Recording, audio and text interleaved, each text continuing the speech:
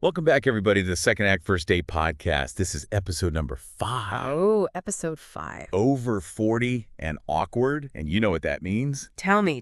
We are diving Diving. headfirst into the wild world of dating Okay. after 45. Buckle up, because things are about to get interesting. Oh, yeah.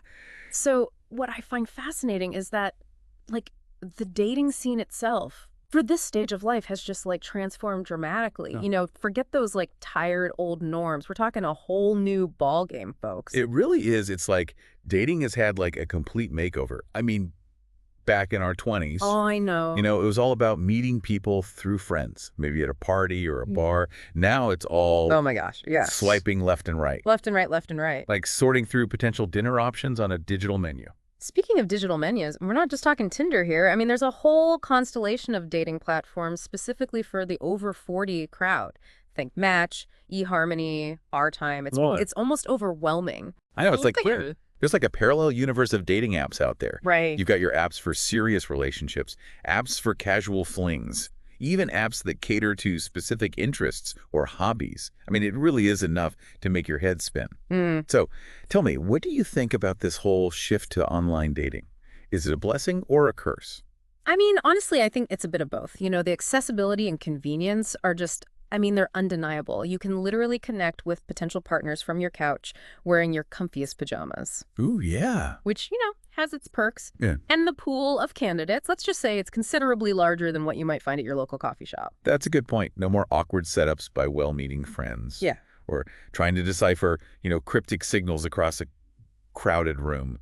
But at the same time, doesn't all that choice become, a bit much? Yeah. How do you even begin to navigate that vast sea of profiles? Yeah. That's the million-dollar question, right? I mean, it's definitely a challenge. Sorting through profiles, trying to figure out who's genuine, managing expectations, it can be tricky. But the upside is you can really tailor your search to your specific preferences and values. Oh, that's interesting.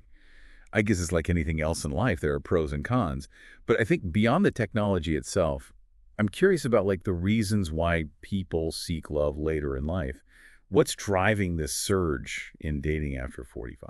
Well, I think it often boils down to a couple of things. For some, it's about finding companionship after a significant life change. Imagine going through a divorce or losing a spouse after years of shared experiences. Suddenly, you're facing this vast emptiness. It's only natural to crave connection and someone to share life's adventures with. That makes perfect sense. Yeah. When your life takes such a drastic turn, finding someone who understands what you've been through, someone who can relate to your experiences can be incredibly comforting. Absolutely. And then there are those who seek love later in life because they're finally in a place where they know what they truly want in a partner. Their priorities have shifted, their values have solidified, and they're ready for a relationship that aligns with who they are now, not who they were in their 20s. So it's not just about, filling a void. It's about finding someone who complements your life, someone who shares your passions, someone who gets your quirky sense of humor. Precisely. It's about finding that deeper connection, a meeting of the minds and hearts that can truly enrich your life. Okay, so we've talked about the allure of the dating scene after 45, but let's get real for a moment. What are some of the roadblocks people face in their quest for love later in life? This is where it gets interesting. I think, one of the biggest hurdles, and let's be honest about this, is societal ageism. Our culture, it tends to worship youth, equating it with attractiveness and desirability. And this can leave people feeling invisible or even less worthy of love as they get older. I hear that. It's like there's this unspoken pressure to stay eternally youthful, as if aging somehow diminishes your value as a person. Exactly. And it's incredibly damaging because, love doesn't have an expiration date. We're all evolving, growing, and becoming more interesting with each passing year. But these societal messages can chip away at your confidence and make you hesitant to put yourself out there. It can be a self-fulfilling prophecy, can't it? Oh, yeah. You start believing you're less desirable, so you withdraw, you avoid taking risks, and you miss out on potential connections. It's a vicious cycle. And then there's the fear of vulnerability. We've all accumulated our share of baggage along the way, haven't we? Oh, for sure. Heartbreak, disappointment, failed relationships. It's enough to make anyone build walls around their heart. Oh, those walls could be sky high. It's like trying to break into Fort Knox sometimes. Yeah. But I think it's like a natural response, to protect ourselves from getting hurt again. It is a defense mechanism, you're right. But the irony is that those very walls that are meant to protect us can also prevent us from experiencing genuine connection. So how do we break down those walls? How do we overcome that fear of vulnerability and open ourselves up to the possibility of love again? That's where self-awareness comes in. It's about recognizing those patterns, understanding why you built those walls in the first place, and then slowly, gently starting to dismantle them brick by brick. Speaking of breaking down barriers, I think it's time for a little break ourselves. Listeners, if you're looking for more tips and advice on navigating the dating scene after 45, head over to secondactfirstdatepodcast.com. We've got a treasure trove of resources waiting for you. We'll be right back after a quick message. And we're back. Before the break, we were delving into the challenges of dating after 45, particularly that pesky fear of vulnerability. It's tough, but, opening ourselves up to the possibility of being hurt again, it's also the key to finding real connection. It's such a delicate balance, isn't it? Like trying to walk a tightrope between protecting your heart and allowing yourself to be vulnerable enough to let someone in. You hit the nail on the head. It's about finding that sweet spot, that delicate equilibrium between self-preservation and openness. And that takes courage, my friend. Speaking of courage, one of the things that often comes up in conversations about dating after 45 is the dating pool itself. Let's be honest, it's not as vast as it was back in our carefree younger days. The shrinking dating pool. It's a common concern, and for good reason. I mean, as we get older, the pool of potential partners naturally decreases, but I'd argue that quality trumps quantity every single time. I hear you on that, but sometimes it feels like searching for a needle in a haystack. Mm-hmm. How do you even begin to find those quality connections when the pool is so much smaller? Well, I think it's about shifting your perspective and focusing on what truly matters. Instead of fixating on the numbers, think about what you want in a partner, the qualities that are non-negotiable for you. Are you looking for someone who shares your values, your interests, your sense of adventure? You mean someone who gets my obsession with vintage sci-fi movies and isn't afraid to dance in the rain? Exactly. It's about finding someone who complements your life, someone who makes you laugh, someone who challenges you to grow. And those connections can happen anywhere, anytime. You're right. It's not just about swiping through profiles or attending singles events. It's about being open to meeting people in unexpected places.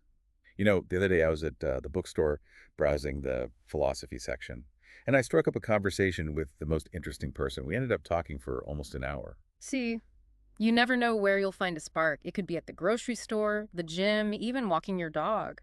The key is to stay open to possibilities and engage with the world around you. So it's not just about where you meet someone, but how you approach dating itself. We've touched on this a bit, but I think it's worth exploring further.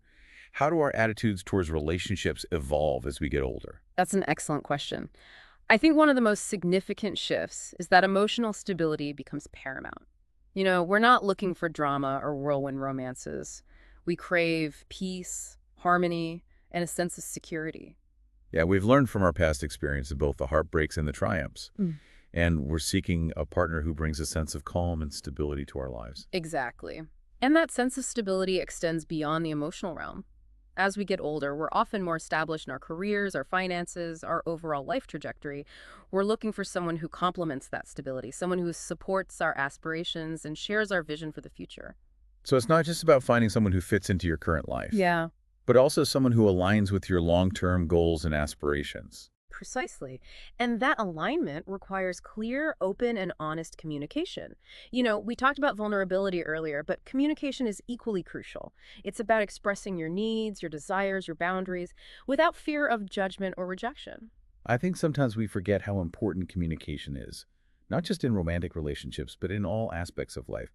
It's about truly listening to what the other person is saying, understanding their perspective and responding with empathy and respect. You're absolutely right. And communication isn't just about talking, it's also about listening. It's about paying attention to those nonverbal cues, those subtle shifts in body language, those unspoken emotions that often speak louder than words. It's like being present, being engaged, And and being fully invested in the conversation. And don't forget about the importance of asking questions. Open-ended questions that invite the other person to share their thoughts, their feelings, their dreams.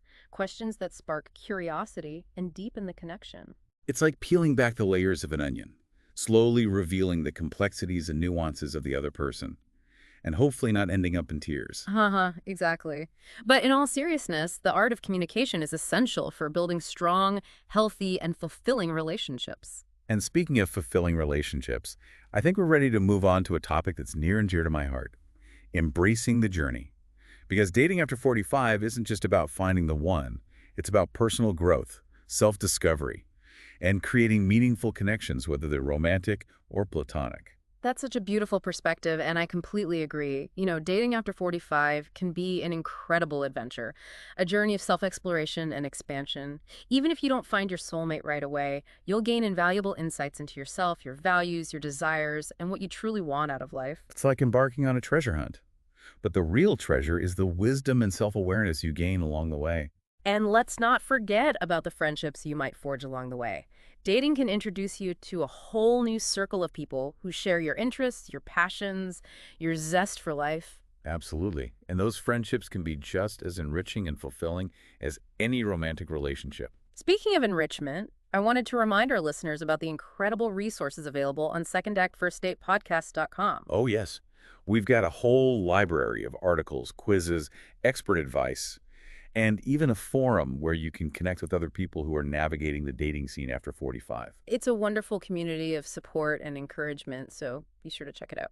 Now, before we wrap up this part of our deep dive, I want to address something that often comes up when we talk about dating later in life, the challenge of integrating lifestyles. It's one thing to connect with someone on a personal level, but how do you blend two lives that have been unfolding independently for decades? Ah, the merging of two universes, each with its own unique gravitational pull. It can be daunting, for sure. Imagine you've got your established routine, your career, your hobbies, maybe even children from previous relationships. And suddenly you're trying to weave someone else's life into the tapestry of your own. It's like trying to solve a complex jigsaw puzzle, Yeah. where some of the pieces seem to be from completely different puzzles. But I imagine that, open communication plays a crucial role here as well. Absolutely. Communication is the glue that holds everything together. You need to have those honest conversations about your expectations, your needs, your boundaries. What are you willing to compromise on? What are your non-negotiables? It's about finding that delicate balance between maintaining your individuality and creating a shared space where both partners feel respected and valued. Exactly. And it's a process that requires patience, understanding, and a willingness to adapt. Don't expect everything to fall into place overnight. It takes time to figure out the rhythm of your new shared life. It's like learning a new dance, isn't it? You and your partner both have your own unique steps, your own rhythm, and you're trying to find that sweet spot where you move together in harmony. What a wonderful analogy. And just like with dancing, there will be missteps. There will be moments where you bump into each other. But with practice, with patience, and with open communication, you can create a beautiful flowing dance together. And sometimes the most awkward moments turn into the most hilarious memories down the road. It's all part of the adventure, right? Absolutely. It's about embracing the imperfections, the quirks, the unexpected turns that life throws your way, because that's what makes the journey so rich and so rewarding. We've been talking a lot about the practicalities of dating after 45, the challenges, the opportunities, the importance of communication and self-awareness. But before we wrap up, I want to circle back to a point you made earlier about societal ageism and how it can impact our confidence and self-worth. How do we combat those negative messages and embrace aging as a beautiful and empowering process? That's such an important question. It's about challenging those outdated societal norms that tell us we're somehow less valuable, less vibrant, less worthy of love as we get older, because those messages are simply not true. We're like fine wine. We get better with age. Exactly. We've accumulated wisdom, experience, resilience. We know ourselves better than ever before. And that confidence, that self-assuredness, it's incredibly attractive. So it's about owning our age, celebrating our experiences, and recognizing that every wrinkle, every laugh line tells a story. And those stories are what make us unique, what make us interesting, what make us desirable. So ditch those self-limiting beliefs and step into your power. You are worthy of love exactly as you are. I love that. It's about embracing all the chapters of our lives, the joys, the sorrows, the lessons learned, and recognizing that all of those experiences have shaped us into the amazing individuals we are today. And those experiences are what make us relatable, what allow us to connect with others on a deeper level. Because we've all been through something, haven't we? We all have stories to tell. And those stories are what make us human, what make us beautiful, what make us worthy of love. Speaking of love, I think it's time to wrap up this deep dive with a final message of hope and encouragement. I couldn't agree more. What's the one thing you want our listeners to take away from this conversation? Believe in the possibility. Believe that love can blossom at any age, in any season of life. Don't let societal pressures, past hurts, or self-doubt dim your light. You are worthy of love, and it is out there waiting for you. That's a beautiful message. And remember, listeners, if you're feeling overwhelmed or discouraged, we're here for you. Head over to secondactfirstdatepodcast.com for a wealth of resources, advice, and a supportive community of people who are on this journey with you. We're all in this together, and we believe in you. Thanks for joining us for this deep dive into dating after 45. It's been a pleasure, as always, to share these insights with you, and we look forward to connecting with you again on our next episode of the Second Act First Date, Over 40 and Awkward podcast. See you then. And don't forget to visit secondactfirstdatepodcast.com.